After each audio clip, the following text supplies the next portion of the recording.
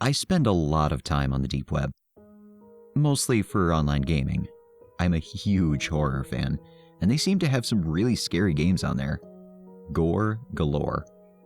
Obviously, I've carefully had a browser 50 around some other parts of the deep web, just to see if some of the black markets and gore sites were actually there. But I'm not going to bore you with too many details or explain some of the websites I've come across in my explorations, because, let's face it, you've probably heard of most of them.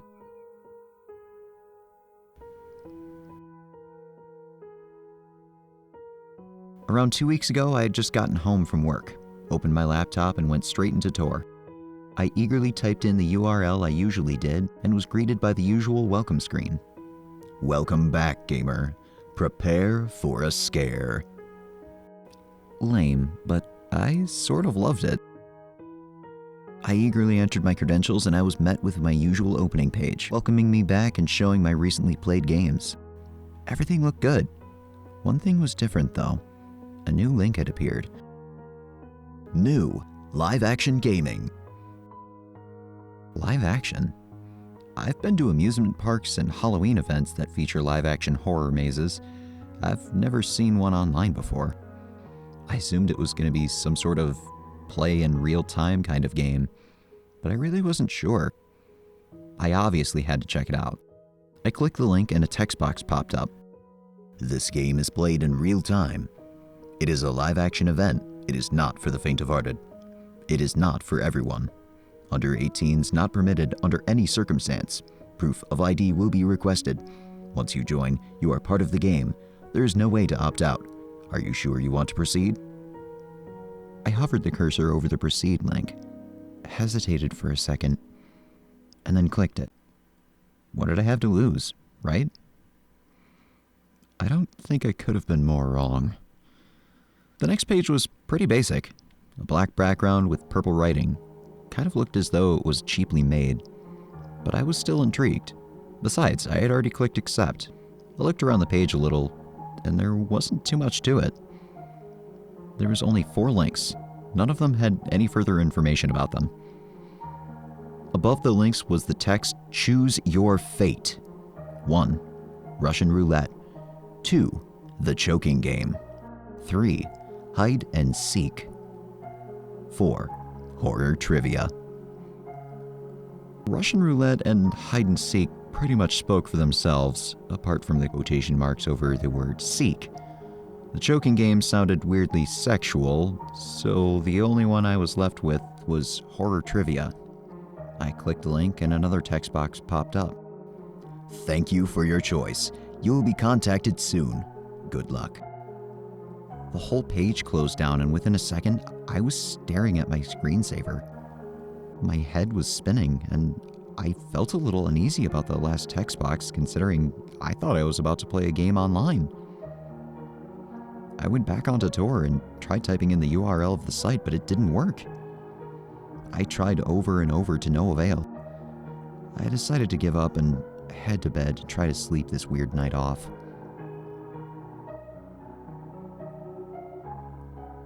I fell asleep relatively quickly and woke up the next morning, still confused.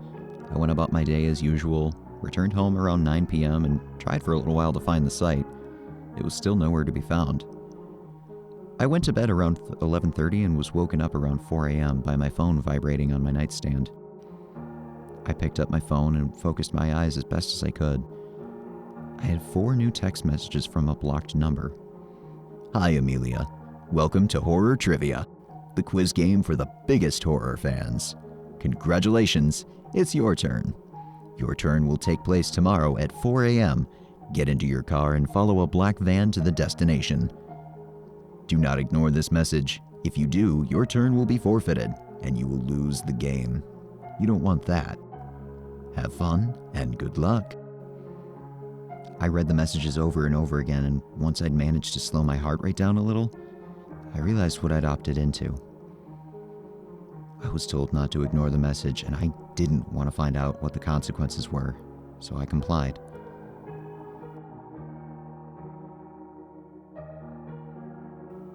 I left my house at 3:50 the next morning and sat in my car, awaiting whatever the hell was about to transpire. At exactly 4 a.m., a black van turned onto my street and flashed its headlights towards my car. They drove past me and I did as I was instructed.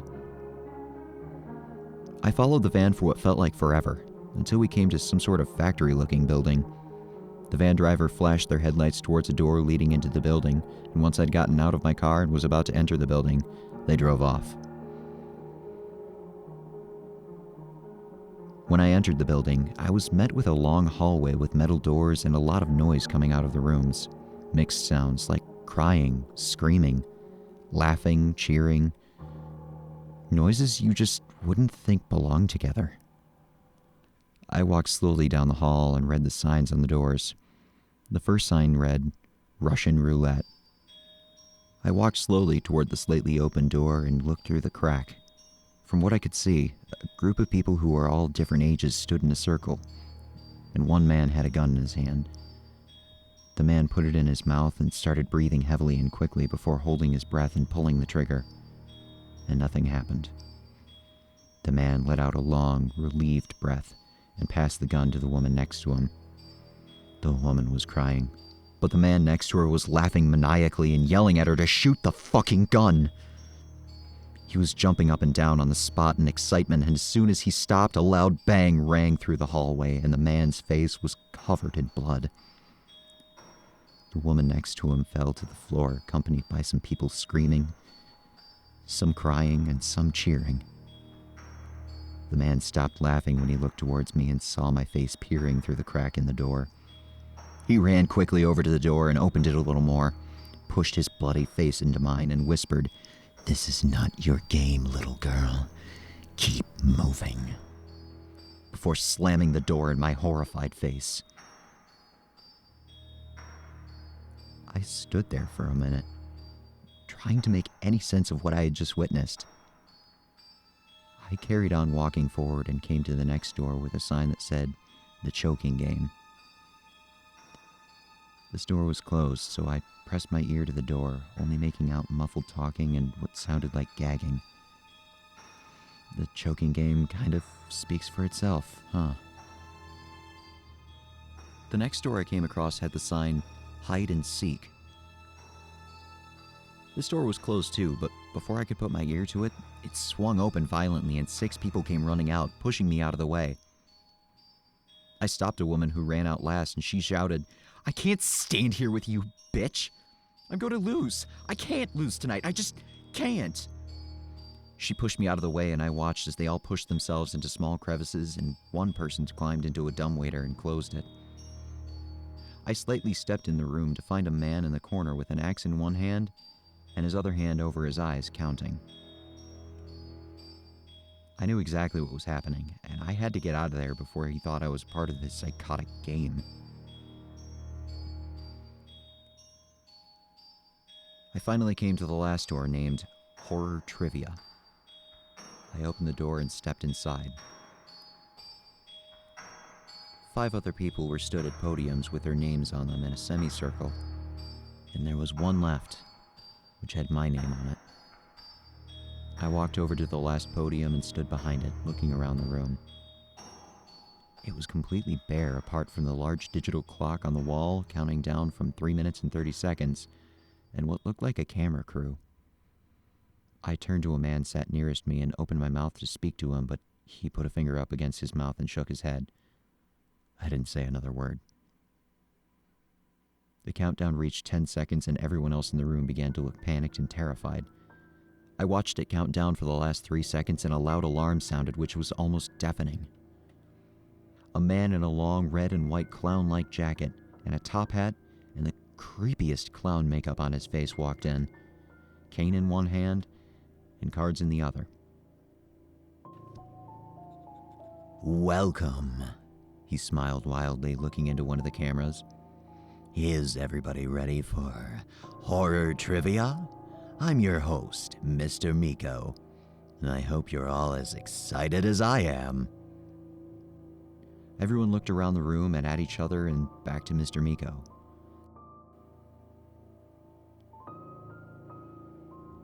"So," he continued, turning to us, Your aim is to answer the questions I ask you as quickly as possible to score the most points. The person with the least points will lose. You will be eliminated, and your journey will end. But if you buzz in with the incorrect answer, you will be eliminated immediately. The winner of tonight's game will continue on to the semifinals. The show is streaming live on our site right now, and thousands of people have tuned in to watch you. Make them proud. Who's ready for the first question? Before we could answer, he continued excitedly. Hands on buzzers, my little chickadees. Question 1 is for 10 points. In the movie House of a Thousand Corpses, Sid Haig played which character? I didn't even have time to think. I instantly buzzed in and every other person glared at me. Captain Spaulding. I clenched my jaw tight and awaited his response. Mr. Miko grinned widely. 10 points to Amelia. Question 2 is worth 10 points. Who wrote the Nightmare on Elm Street movies? Before I could buzz in, the man next to me, Greg, pressed his buzzer hard. Wes Craven. 10 points to Greg. Question number 3 is worth 20 points. Here it is. Agent Clarice Starling is a trainee in the FBI in which movie?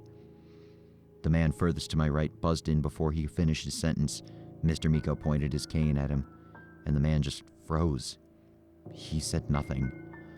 Come on, Robbie, Mr. Miko laughed. You buzzed in. You have to answer.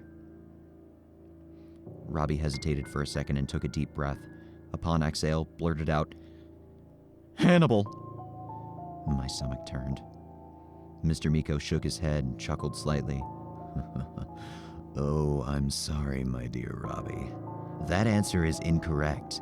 The correct answer is Silence of the Lambs. He turned to face one of the cameras. Robbie has been eliminated, ladies and gentlemen. You know what that means. The camera crew turned their attention to a door at the back of the room. The next thing I heard, I had only ever heard in my nightmares. It was the sound of a chainsaw starting up, and I could smell the gas coming from it like it had been sprayed around the whole room. A very large man with a metal mask over his face walked through the door at the back of the room, wielding his chainsaw. Mr. Miko's face lit up. Robbie moved away from his podium and ran towards the door. He tried opening it, but it wouldn't budge. Robbie ran around the room trying to escape from the man with a chainsaw, but he finally caught up to him, and he pushed the end of the chainsaw right into Robbie's abdomen and pulled it upwards to his neck. He opened up as easily as a banana being peeled. And the man pulled out the chainsaw and dragged Robbie away from the rest of us by his foot. Ooh. Mr. Miko pulled the attention of the camera crew back to himself. Wasn't that just tasty? Who's ready for round 2? I sure am. The 3 remaining men and I watched all of this in horror, and neither of us moved an inch. Frozen in terror, I suppose.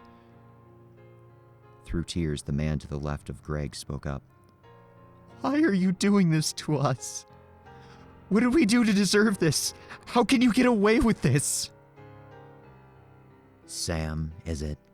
Mr. Miko's smiling face turned sour. He stomped over to the shaking man and put his cane under his chin. His face seemed to change by the second. His teeth grew sharper and his eyes looked black. Now you listen to me, whiny little bitch. You chose this, and you accepted the terms.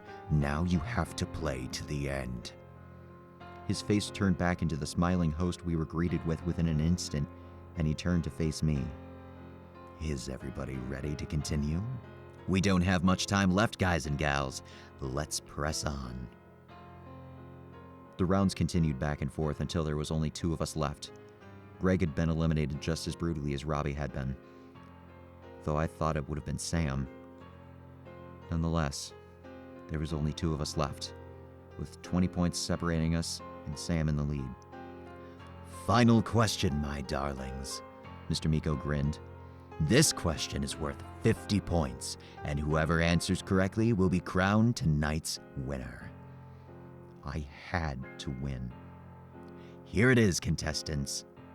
Demonologists Ed and Lorraine Warren, were in the influence behind which series of movies?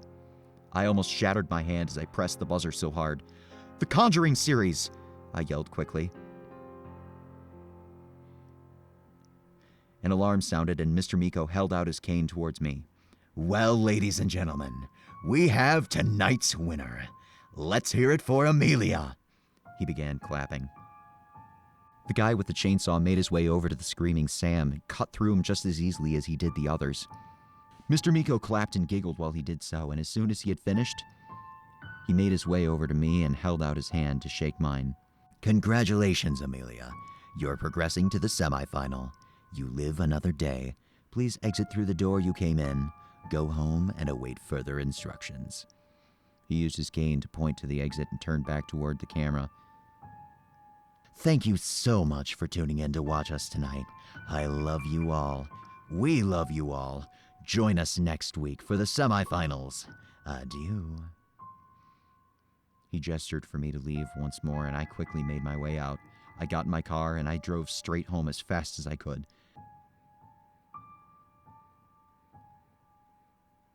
I must have sat outside my house in my car for almost 2 hours before I even begun to process what had just happened. I finally went into my house and got into bed, and I haven't left my house since. I haven't slept much at all since that night. This morning, I received a text. The semifinals begin tomorrow at 5 a.m.